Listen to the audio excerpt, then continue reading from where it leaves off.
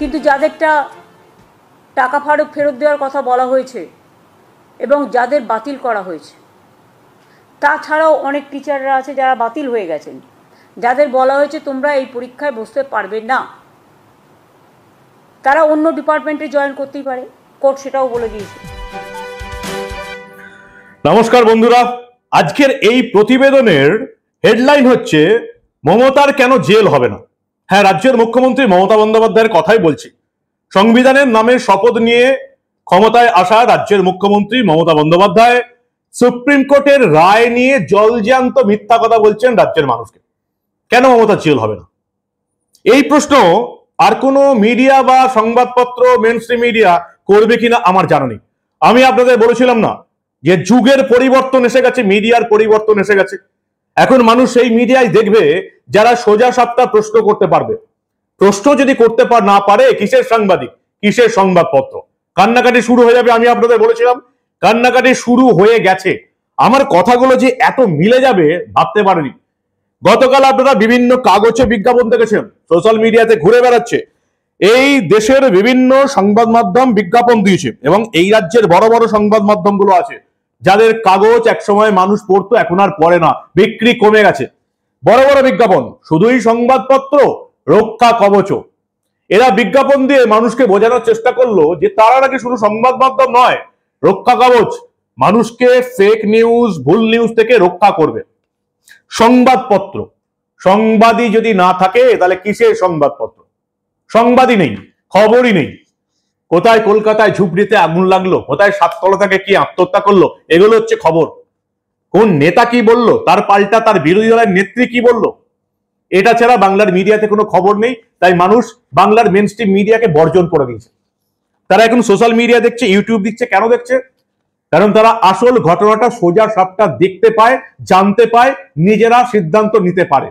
যেমন কালকের এই ঘটনাটা, মুখ্যমন্ত্রী মমতা বন্দ্যোপাধ্যায়ের কেন জেল হবে না, এই প্রশ্নটা বাংলার কোনো মিডিয়া করার সাহস দেখালো না।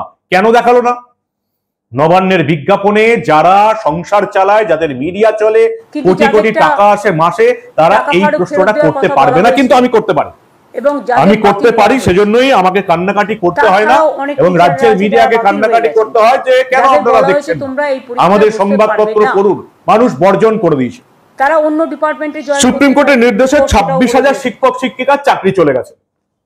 গত কয়েক মাস ধরে আমি চিৎকার করে বলে এসেছি রাজ্য সরকারের তরফ থেকে এদেরকে চাকরি দেওয়া সম্ভব নয়, সম্ভব হলেও এরা দিত না। কারণ তাদের চোর থেকে সাধুকে আলাদা করতে হবে, যেটা মমতা বন্দ্যোপাধ্যায় সরকারের পক্ষে সম্ভব নয়, কারণ চোরদের কাছ থেকে টাকা নিয়ে এরা চাকরি দিয়েছে। মমতা বন্দ্যোপাধ্যায় নবান্ন থেকে গতকাল প্রেস কনফারেন্স করে ঘোষণা করে দিলেন, আমরা রিভিউ পিটিশনে যাচ্ছি, কিন্তু পরীক্ষা দিতেই হবে। চাকরিহারারা বলছেন আমাদের মৃত্যু পরোয়ানা লিখে দিলেন মমতা বন্দ্যোপাধ্যায়। আজকে বুঝতে পারলো চাকরিহারা শিক্ষকরা, যে চাকরিহারা শিক্ষকরা যাদের দূরদর্শিতা নেই, যারা বুঝতে পারে না সরকার কি করবে কি করবে না, যারা এখনো সরকারের উপর ভরসা করে চলছে, যারা এটাও বুঝতে পারছে না রিভিউ পিটিশনে লবডঙ্ক হবে, যদি নতুন কিছু না থাকে রিভিউ পিটিশনে কিচ্ছু হবে না, যারা বুঝতে পারছে না, তাদের সত্যি কি আমাদের ছেলে মেয়েদের শেখানোর কোনো যোগ্যতা আছে? প্রশ্নটা আপনাদের জন্য রইল। আর মমতা বন্দ্যোপাধ্যায় কিভাবে মিথ্যা কথা বললেন এবং সুপ্রিম কোর্টকে টেনে এনে মিথ্যা কথা বললেন, সুপ্রিম কোর্টের রায় নিয়ে মিথ্যা কথা বললেন, সবটা দেখাবো আপনাদের।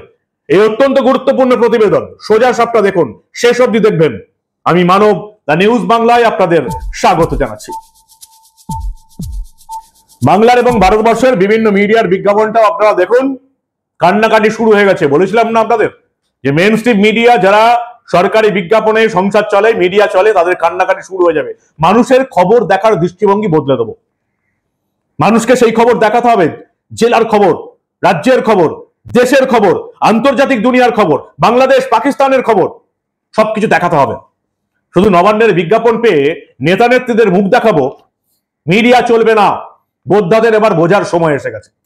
মমতা বন্দ্যোপাধ্যায় বলছেন যে জলজ্যান্ত মিথ্যা কথা বললেন যাদের চাকরি চলে গেছে, টেন্টেড, যারা টেন্টেড শিক্ষক, কারা বলেছে? এসএসসি নিজে বলেছে, সিবিআই রিপোর্ট দিয়েছে। কারা কারা টেন্টেড? একেবারে চোর। তারা হচ্ছে সাদা খাতা জমা দিয়ে চাকরি পেয়েছে, তারা হচ্ছে র্যাঙ্ক জাম করে চাকরি পেয়েছে, তারা হচ্ছে প্যানেলের বাইরে চাকরি পেয়েছে, তারা হচ্ছে বাতিল হয়ে যাওয়া প্যানেল থেকে চাকরি পেয়েছে, এভাবে তারা চাকরি পেয়েছে। যাদেরকে টেন্টেড বলা হয়েছে একেবারে চোর, তাদেরকে মাইনে ফেরত দিতে হবে এবং তাদেরকে এখন স্কুলে যেতে পারবে না। আর কারা আছে?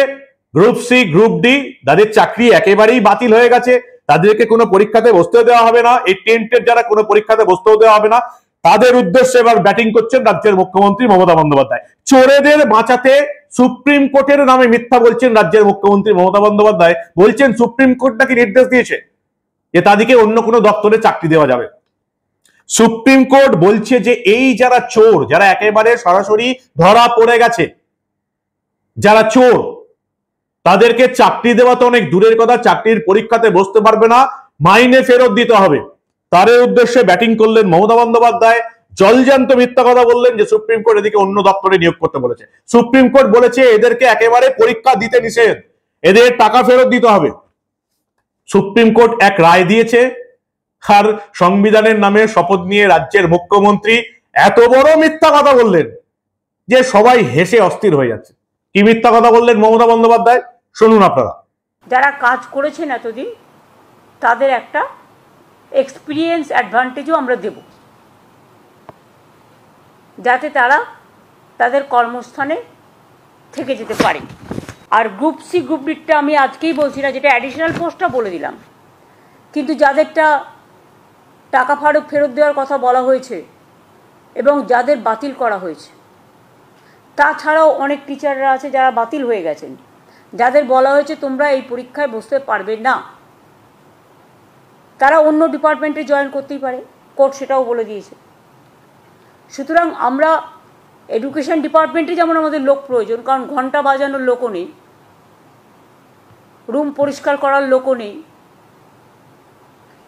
তালা বন্ধ করার লোকও নেই এই ঘটনার ফলে। সেই রকম যেমন আমরা অ্যাডিশনাল গ্রুপ সিডি নিচ্ছি, সাথে সাথে যারা এডুকেশন ডিপার্টমেন্টে কাজ করছেন অথচ তাদের সবারটা বাতিল হয়ে গেছে, ম্যাক্সিমামটা বাতিল হয়েছে, গ্রুপ সি, গ্রুপ ডি সবটাই ওরা এডুকেশন ডিপার্টমেন্টই নিতে পারবে এসএসসি। হ্যাঁ, তাহলে ওরা এডুকেশন ডিপার্টমেন্টেও অ্যাপ্লাই করতে পারে। ওরা তাছাড়াও আমরা আরও 3-4টে ডিপার্টমেন্ট অপশান দেবো, কিন্তু সেটা আমরা আলাদা করে নোটিফাই করব। আমাদের রাজ্যের মুখ্যমন্ত্রী এরকম জলজান্ত মিথ্যা কথা বলবেন, তা আবার সুপ্রিম কোর্টের ডিভিশন বেঞ্চের রায় নিয়ে, একটা অবিশ্বাস্য ব্যাপার। রাজনৈতিক প্রচারে অনেক মিথ্যা কথা বলতে দেখেছি, কিন্তু সুপ্রিম কোর্ট একটা ভার্ডিক্ট দিচ্ছে, সেই ভার্ডিক্টে একটা সংবিধানের নামে শপথ করা মুখ্যমন্ত্রী রাজ্যের মানুষকে ভুল বোঝাচ্ছেন। শাস্তিযোগ্য অপরাধ, মমতা বন্দ্যোপাধ্যায়ের জেলে থাকা উচিত। কথা বলেছিলাম তরুণজ্যোতি তিওয়ারি, আইনজীবী এবং বিজেপির নেতা, তাকে জিজ্ঞাসা করেছিলাম যে মুখ্যমন্ত্রী এভাবে একটা ভয়ঙ্কর রকমের মিথ্যা কথা বলছেন সুপ্রিম কোর্টের রায় নিয়ে, তার জেল হবে না? কি বলেছিলেন তরুণজ্যোতি তিওয়ারি, আপনারা দেখুন একবার। কালকে তো মুখ্যমন্ত্রী মমতা বন্দ্যোপাধ্যায়ের বক্তব্য শুনলাম এবং সেখানে পরিষ্কার দেখতে পেলাম যে উনি বলছেন সুপ্রিম কোর্ট নাকি নির্দেশ দিয়েছে যাদের চাকরি চলে গেছে, বিশেষ করে সুপ্রিম কোর্ট যাদেরকে একদম টেন্টেড বলে দিয়েছে, যাদেরকে এসএসসি বা সিবিআই রিপোর্টে চোর বলে দেওয়া হয়েছে, তাদেরকে নাকি অন্য দপ্তরে চাকরি দেওয়া যাবে, সুপ্রিম কোর্ট এমন বলেছে, বলছেন মুখ্যমন্ত্রী। মুখ্যমন্ত্রী মণিপুরে গেছিলেন না কয়েক বছর আগে, তো মণিপুর থেকে কোনো স্পেশাল স্টাফ এনেছেন, সেটা নিচ্ছেন কিনা আমি জানি না। যাই হোক, মুখ্যমন্ত্রী র্যাঙ্ক লায়ার, তিনি প্রতিষ্ঠিত মিথ্যাবাদী, তিনি সেই মিথ্যাচারই করে যাচ্ছেন। সুপ্রিম কোর্ট আর অর্ডারে কোথাও বলেনি যে টেন্টেড যারা তাদেরকে অন্য দপ্তরে চাকরি দেওয়া যাবে, বরং উল্টে বলেছে এদেরকে চাকরি পরীক্ষায় বসতে দেওয়া যাবে না। কয়েকজন রিসেন্টলি আবার রিভিউ ফাইল করেছিল, আমাদের 0 থেকে 53 হয়নি, আমাদের 10 হয়েছে, তাদেরকেও বলেছে no, even you are not allowed. তো গল্পটা হচ্ছে মুখ্যমন্ত্রী যে আষাঢ়ে গল্পগুলো বলছেন তার সাথে বাস্তবের কোনো মিল নেই। তিনি মিথ্যে বলছেন এবং যাদের চাকরি টেন্টেড পয়েন্টেড যারা বের করে দিয়েছে তাদের প্রতি মুখ্যমন্ত্রীর দায়বদ্ধতা থাকবে, সেটাই স্বাভাবিক। মুখ্যমন্ত্রীর দায়বদ্ধতা যোগ্যতার উপর নেই, এদের উপর আছে। তার কারণ হচ্ছে এদের কাছ থেকে টাকা নিয়ে চাকরি বিক্রি হয়েছিল, এরা পয়েন্টেড। এর মানে কিন্তু এটা নয় যে বাদ বাকি যারা আছে সবাই ধোয়া তুলসী পাতা। বাদ বাকি অনেকের মধ্যে পয়েন্ট করা সম্ভব হয়নি। মানে গ্রুপটা এরকম হবে, একজন চিহ্নিত অযোগ্য, আরেক দল হচ্ছে বেনিফিট অফ ডাউট পেয়েছে, সবাই যোগ্য, সেটা কিন্তু সুপ্রিম কোর্টও বলেন। এই অযোগ্য যারা টেন্টেড, যারা পয়েন্টেড, তাদেরকে মুখ্যমন্ত্রী বাঁচানোর চেষ্টা করছে। তার কারণ এরা যদি টাকা ফেরত চায় তাহলে চাপ হবে। আমি জানি না, অনেক রাইট হ্যান্ড স্ট্যান্ড এটাই বলতে পারি মুখ্যমন্ত্রী হয়তো হাইকোর্ট সুপ্রিম কোর্টকে ভয় পাচ্ছে না, মুখ্যমন্ত্রী ভয় পাচ্ছেন কনজিউমার ফোরামকে। কিন্তু তরুণজ্যোতি, আপনি একজন আইনজীবী, আমি একজন সাধারণ মানুষ, আমি শুধু এটুকু আপনার কাছ থেকে জানতে চাইছি যে রাজ্যের সংবিধানের নামে শপথ নেওয়া মুখ্যমন্ত্রী সুপ্রিম কোর্টের ডিভিশন বেঞ্চের রায়কে এভাবে মানুষকে আর যে মিথ্যা বলতে পারেন, কোনো শাস্তি নেই এটাতে? তিনি তো বরাবর বলে আসছেন, তার একটা কন্টেম্পও হয়েছে, তার দলের একটা নেতা কন্টেম্প পেয়েছে রিসেন্টলি। এরকম তো বরাবরই হচ্ছে। আপনি আগেও খেয়াল করেছেন, মুখ্যমন্ত্রী এমন একজন মুখ্যমন্ত্রী, হাইকোর্টের একজন জজের নামে উল্টোপাল্টা বলার জন্য 5 লক্ষ টাকা তাকে ফাইন করা হয়েছিল। তো 5 লক্ষ টাকাও আমার আপনার করের টাকা থেকেই গেছে। মুখ্যমন্ত্রীরা নতুন নয়, মুখ্যমন্ত্রীরা প্রায় করে থাকেন। এটা অত্যন্ত দুর্ভাগ্যের বিষয়। এর জন্য পুরো পশ্চিমবঙ্গ, পুরো ভারতবর্ষের কাছে হাসির পাত্র হয়ে যায় আমাদের মুখ্যমন্ত্রী এরকম বলে। এবার মুখ্যমন্ত্রী নিজের পিঠ বাঁচানোর জন্য যোগ্যদেরকে বলি দিল, বলি দিয়ে খালি বলির পাঁঠা করেন, বেসিক্যালি সেই পাঁঠা দিয়ে পাঁঠার ঝোল পর্যন্ত রান্না করে খেয়ে নিয়েছে। কিন্তু এরকম সুপ্রিম কোর্টের নামে দিনের পর দিন মিথ্যা কথা বলে যাবেন, ওনার কোনো শাস্তি হবে না? কন্টেম্পটিশন রেস করাটা হয়েছে, আর এটা রিসেন্টলি চলছে। এবার যদি নোটিফিকেশন করবেন বলছেন, সেটা যদি তিনি করেন আদৌ, তাহলে হবে। আরো একটা জিনিস কালকে বলেছেন, সেটা গুরুত্বপূর্ণ, যারা চাকরি পাচ্ছে তাদেরকে নাকি স্পেশাল নাম্বার দেওয়া হবে। স্পেশাল নাম্বারে ফান্ডটা কোত্থেকে পাচ্ছেন? এবং উনি বলেছেন এরা আবার থেকেও যাবে। এই যে চাকরি যদি বাতিল হয়ে গিয়ে থাকে, এক্সপিরিয়েন্সটা কি হবে না, ক্যালকুলেট হবে না? যদি তা না হয় তাহলে ওখানে পাবে কি করে? হ্যাঁ, তবে যারা চাকরিটা ফেরত পাবে, আবার যোগ্যতা চাকরি পেয়ে যাবে, তারা হয়তো সিনিয়রিটি পাবে না পাবে, সেটা পরের ব্যাপার। কিন্তু বিষয়টা আমি আবার বলছি, পরিষ্কার হিসাব, মুখ্যমন্ত্রী যে কথাগুলো বলছেন তার সাথে জাজমেন্টের, হাইকোর্টের জাজ রায়, সুপ্রিম কোর্টের রায় কোনো মিল নেই, কোনো সম্পর্ক নেই। স্পেশাল নাম্বার দেওয়ার কোনো জায়গা নেই। যদি নোটিফিকেশন এবং স্পেশাল নাম্বার কিছু উল্লেখ থাকে, তাহলে আমার দৃঢ় বিশ্বাস আবার মামলা হবে। মমতা বন্দ্যোপাধ্যায় বললেন রিভিউ পিটিশনে যাচ্ছে। আবার রিভিউ পিটিশনের গাজর এই বোকা চাকরিহারা শিক্ষকদের সামনে ঝুলিয়ে দিলেন। এই চাকরিহারা শিক্ষকরাও জানেন রিভিউ পিটিশনে লবডঙ্কা হবে, যেটা আমি কয়েক মাস ধরে আপনাদের বলে আসছি। আজ অব্দি সুপ্রিম কোর্টের প্রধান বিচারপতির বেঞ্চের যে রায়, ডিভিশন বেঞ্চের কোন রায়, রিভিউ পিটিশন কোনোদিন কিচ্ছু হয়নি। রিভিউ পিটিশনে তখনই কাজ হবে যদি নতুন কোনো তথ্য আসে। মমতা বন্দ্যোপাধ্যায় সরকার নতুন কোনো তথ্য দিতে পারবে না। 22 লাখ ওএমআর সিট প্রকাশ্যে আনার জন্য মামলা করেছে এক শ্রেণীর চাকরি প্রার্থীরা। ব্রাত্য বাসুরা কি সেটা প্রকাশ্যে আনবে? পারবে না। কারণ তাহলে কারা চোর কারা সাধু আলাদা হয়ে যাবে। সাধুর সংখ্যা কম হলেও চোরেরা, যারা তৃণমূলের নেতা মন্ত্রীদের টাকা দিয়ে চাকরি পেয়েছে, তাদের বিক্ষোভ শুরু হয়ে যাবে। মমতা বন্দ্যোপাধ্যায় বললেন রিভিউ পিটিশন হবে, কিচ্ছু হবে না। প্রায়ই বলেন যে এসএসসি একটা অটোনমাস বডি, স্বশাসিত সংস্থা, তাদের হয়ে আমাদের সরকার কোনো হস্তক্ষেপ করে না। যখন হাইকোর্টে এবং সুপ্রিম কোর্টে প্রমাণ হয়ে যায় এসএসসি চুরি করেছে, এসএসসির কর্তা ব্যক্তিরাই চোর, পুরো এসএসসি তাই চোর যখন প্রমাণ হয়ে যায়, তখন মমতা বন্দ্যোপাধ্যায় বলেন এসএসসি একটা অটোনমাস বডি, একটা স্বশাসিত সংস্থা, এসএসসির কাজে আমরা হস্তক্ষেপ করি না, এসএসসি কি করছে না করছে আমরা জানতে চাই না। আর সেই এসএসসি যখন কোনো পরীক্ষা নেয়, কোনো নোটিফিকেশন জারি করে, ঘোষণা কে করেন? রাজ্যের মুখ্যমন্ত্রী মমতা বন্দ্যোপাধ্যায়। আমি জানি না এই রাজ্যের মানুষ কি সত্যি এত বোকা, তারা কি এটাও এখনো বুঝতে পারছে না যে এসএসসি একটা সরকারি সংস্থা এবং যার মাথায় বসে আছেন রাজ্যের মুখ্যমন্ত্রী মমতা বন্দ্যোপাধ্যায়, কখনো ছিলেন রাজ্যের শিক্ষামন্ত্রী Partha Chattopadhyay.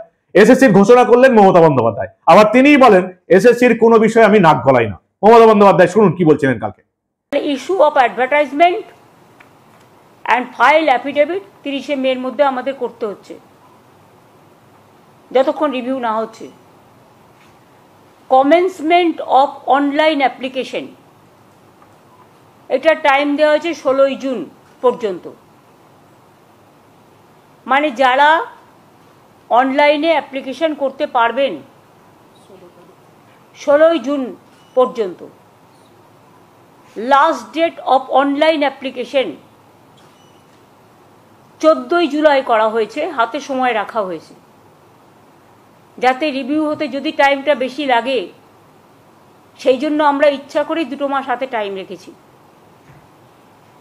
Publication of panel আমরা 15ই নভেম্বর করেছি, কারণ আমাদের ডিসেম্বরের মধ্যে করতে বলেছে। আর কাউন্সিলিং যেটা কমেন্সমেন্ট হবে সেটা 20শে নভেম্বর। আবার কি টাকা দিয়ে ফর্ম ফিল আপ করতে হবে মাননীয় মুখ্যমন্ত্রী? জানি না, সেটা নোটিফিকেশনের পর জানতে পারবো। 2016-তে পরীক্ষা চাকরির জন্য যারা একবার টাকা দিয়ে ফর্ম ফিল আপ করেছিল, তাদেরকে কি আবার টাকা দিয়ে ফর্ম ফিল আপ করতে হবে? মুখ্যমন্ত্রী মমতা ব্যস্ত যারা একেবারে চোর বলে ঘোষণা করে দেওয়া হয়েছে তাদেরকে চাকরি দেওয়ার জন্য। কেন? কারণ এই চোরেদের কাছ থেকে মমতা বন্দ্যোপাধ্যায় সরকারের মন্ত্রীরা, তৃণমূলের নেতারা টাকা নিয়েছে। তাদেরকে চাকরির ব্যবস্থা করতেই হবে, নাহলে 2026-এর ভোটের আগে বড় বিপদে পড়ে যাবেন মমতা বন্দ্যোপাধ্যায়। তারা নিশ্চয়ই অ্যাপ্লাই করতে পারে, এডুকেশন ডিপার্টমেন্টেও করতে পারে, এবং তাছাড়া আরও 3-4টে ডিপার্টমেন্ট আমরা দিয়ে দেবো, যাতে যেটা তারা প্রয়োজন মনে করবে সেই নোটিফিকেশানটা আমরা 3-4 দিন পরে করে দেবো। গ্রুপ সি, গ্রুপ ডির ক্ষেত্রে আগে টিচারদের নোটিফিকেশানটা হবে, না হলে আরও যত ডিপার্টমেন্ট আছে সুপ্রিম কোর্ট বলেছে যে আপনারা পোস্ট ক্রিয়েট করে তাদের নিতে পারেন। সুতরাং আমরা 3-4টে ডিপার্টমেন্টকে বেছে নেব, সেটা কথাবার্তা চলছে, আইনজীবীদের পরামর্শও নেওয়া হচ্ছে, এবং সেটা আমরা 31শে মে টিচারদেরটা করার পরে অ্যাফিডেভিট আমরা 3-4 দিন পরে গ্রুপ সি ডিটা আলাদা করে করব, মানে যাদের চাকরি চলে গেছে। তবে তিনি মমতা বন্দ্যোপাধ্যায়, তিনি ভালো করেই জানেন রাজ্যের মানুষকে আবেগে কিভাবে ঘা দিতে হবে এবং তাদেরকে মূর্খ বানাতে হবে। তিনি কি করলেন, সুপ্রিম কোর্ট নির্দেশ দিয়েছে যে এই 24,203 যে শূন্য পদ ছিল তারা পরীক্ষা দেবে। কারা পরীক্ষা দেবে? ওই প্যানেলে যারা পরীক্ষা দিয়েছিল 2016, ওই 22 লক্ষের মধ্যেই পরীক্ষা দেওয়া হবে। মমতা বন্দ্যোপাধ্যায় কি করার চেষ্টা করছেন, 24,203টি পদের সঙ্গে সঙ্গে আরো অতিরিক্ত শূন্য পদ জুড়ে দিচ্ছেন। নবম দশম শ্রেণীর শিক্ষক শিক্ষিকাদের জন্য 11,517 অতিরিক্ত পদ, চাকরিহারাদের নিয়ে 23,212 শূন্য পদ, একাদশ দ্বাদশ শ্রেণীর শিক্ষক শিক্ষিকাদের জন্য 6,912টি অতিরিক্ত পদ, একাদশ দ্বাদশ চাকরিহারাদের নিয়ে শূন্য পদ 22,000। মোট কত হয়ে গেল? মোট হয়ে গেল প্রায় 35,000 পদ হয়ে গেল। 24,000 ছিল 45,000 হয়ে গেল। অর্থাৎ পুরো প্রক্রিয়াটাকে ওপেন করব। ওপেন মানে সবাই পরীক্ষা দিতে পারবে। চাকরির বাজারে 2026-এর নির্বাচনের আগে আবার একটা ওপেন করে দেবো, ওপেন পরীক্ষা দেবো। কে চাকরি পেলো না পেলো, কে টাকা দিয়ে পেলো দেখতে যাব না। অলরেডি নেতা মন্ত্রীরা শুরু করে দিয়েছেন টাকার খেলা, আবার হয়তো হবে। এবার হয়তো প্রশ্ন ফাঁস করে হবে, যেটা রাজ্যের বিরোধী দলের নেতা শুভেন্দু অধিকারী বলেছেন। পরিষ্কার ওপেন করে দেওয়া হবে এমনটাই মনে হচ্ছে, যদি এটা এখনো ঠিক হয়নি। জানতে পারবো এটা আমরা কবে, 30শে মে এসএসসির বিজ্ঞপ্তি জারি হবার পরে। কিন্তু আজকে যেটা আমরা দেখলাম যে Mamata Bandyopadhyay group C, group D যারা চোর বলে চাকরি চলে গেছে তাদেরকে অন্য দপ্তরে চাকরি দেওয়ার ব্যবস্থা করছেন। আদৌ পারবেন না, চাকরি দেওয়া শুরু হলেই মামলা হবে। এই নোটিফিকেশন 30শে মে জারি হবে, তারপরেই আবার মামলা হবে। কেন মামলা হবে? কারণ তিনি প্রত্যেকটা প্রক্রিয়া, এই পরীক্ষা প্রক্রিয়াটাকে ওপেন করে দেওয়ার চেষ্টা করছেন। 45,000 চাকরি করে দিয়েছেন, এবং যেই ওপেন করে দেবেন এই যে যারা চাকরি হারা তারা আবার মামলা করবে। আর যদি ওপেন না করেন তাহলে যারা এখন বেকার যুবক যুবতী বসে আছে তারা মামলা করবে। 30শে মে নোটিফিকেশন জারি হবার 2-3 দিনের মধ্যে যে মামলা হবে, আবার পরীক্ষাতে আটকানো হবে, এটা মমতা বন্দ্যোপাধ্যায় ভালো জানেন, আমরাও ভালো জানি। তিনি চাকরি দিতে চান না, পয়সা কোত্থেকে আসবে? 25% ডিএ দিতে হবে সরকারি চাকরি প্রার্থীদের। 12,000 থেকে 15,000 কোটি টাকার ব্যাপার। এবং আজকে যেটা আমরা খবর পাচ্ছিলাম, এই ডিএ দেবার ব্যবস্থা করে ফেলেছে মমতা বন্দ্যোপাধ্যায় সরকার, এবং তারা বিভিন্ন সরকারি দপ্তর থেকে এই হিসেবটা চাইছে কতজনকে ডিএ দিতে হবে। এবং এই ডিএ দেওয়ার রাস্তা যে তারা তৈরি করেছে, 25% ডিএ তারা দিতে বাধ্য। সমস্ত পঞ্চায়েত, পুরসভা, পুর নিগম, স্কুল, যেখানে যত সরকারি কর্মচারী আছে সমস্ত হিসেব নেওয়া শুরু হয়ে গেছে। ডিএ দিতে হবে, সরকারি কর্মীদের মাইনে দিতে হবে, ডিএ দিতে হবে। বাকি এত চাকরি কোত্থেকে দেবে? মমতা বন্দ্যোপাধ্যায় জানেন চাকরি দেব দেব দেব করব, কিন্তু 2026-এর বিধানসভা ভোটের আগে চাকরি আমি দেব না। এমনি মমতা বন্দ্যোপাধ্যায় কখনো বলেন 10 লাখ চাকরি আছে, কখনো বলেন 1 লাখ চাকরি আছে, কখনো বলেন 4 লাখ চাকরি আছে। চাকরি আছে, চাকরি দেব বলে 15 বছর কাটিয়ে দিয়েছেন। 2026-এ ভোটে জিতে আবার 5 বছর কাটানোর পুরো পথ করে দিয়েছেন, এবং বাংলার মানুষকে মূর্খ বানানোর রাস্তা তৈরি করে দিয়েছেন। কিন্তু বাংলার মানুষ কি আবার একবার মূর্খ হবে?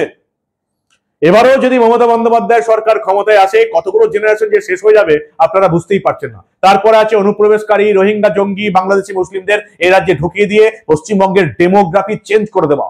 মালদা, মুর্শিদাবাদ হিন্দু শূন্য হয়ে যাচ্ছে। বাংলা একেবারে খাদের কিনারায় দাঁড়িয়ে আছে অন্ধকারে।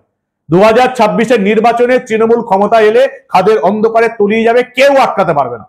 আর যারা 2026-এর বিধানসভা নির্বাচনে তৃণমূলকে ভোট দেবেন তারাও তৃণমূলের এই সমস্ত পাপের ভাগিদার হয়ে থাকবেন। কর্মা বলে একটা কথা আছে হিন্দিতে, কর্মা, বাংলায় যেটাকে বলে কর্মফল।